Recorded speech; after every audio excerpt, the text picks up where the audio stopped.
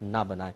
ایک یہ کہتے ہیں کہ نکاح ہو گیا ہے، رخصتی نہیں ہوئی، شوہر بیوی سے بات کرنا چاہتا ہے فون پر تو بیوی منع کر دیتی ہے، گناہ گار ہوگی کہ نہیں ہوگی؟ بالکل ہوگی، اور بہت سخت گناہ گار ہوگی۔ نکاح ہو چکا ہے، ایجاب و قبول ہو چکا ہے، وہ شوہر بن چکا ہے، وہ تو اگر جسمانی تعلق قائم کرنے کے لیے بیوی کو کہے تو وہ منع کرے گی تو ساری رات اس پر لعنت پڑتی رہے گی، چاہے جائے کہ اس کو گفتگو سے منع کرے۔ وہ تو میاں بیوی ہو چکے ہیں، وہ بالکل گفتگو کر سکتے ہیں، اور جو میاں بیوی کی ایک پرائیویٹ گفتگو ہے یا کوئی جو آپس کے جو جذبات کی گفتگو وہ بھی وہ کر سکتا ہے، کیونکہ میاں بیوی ہیں۔ ہاں اگر صرف منگنی ہوتی، اس کو تو ہم سختی سے منع کرتے ہیں کہ منگنی ہو جائے تو عام گفتگو بھی منع ہے، وہ تو اجنبی لڑکی ہے بھی کہاں سے، مطلب وہ بیوی تو نہیں بن، لیکن تو باقاعدہ نکاح ہو چکا ہے۔ اب یہ وہی بات ہے کہ تربیت نہیں ہوتی ہے، ہمارے گھروں کے اندر علم نہیں سکھایا جاتا، ہم بعض اوقات ایک چیز کو تقویٰ سمجھ کے اختیار کر رہے ہوتے ہیں، حالانکہ وہ گناہ کبیرہ ہوتا ہے۔ یہ ہے جہالت کا نقصان، کہ بہت سے میں نے ایسے دیکھے، میری تو زندگی گزر گئی، 30 سال تو اس تبلیغ دین کے اندر گزر گئے ہیں، کہ بڑے صاحب تقویٰ بنیں گے جی، بڑے ہم احتیاط کرتے جی یہ،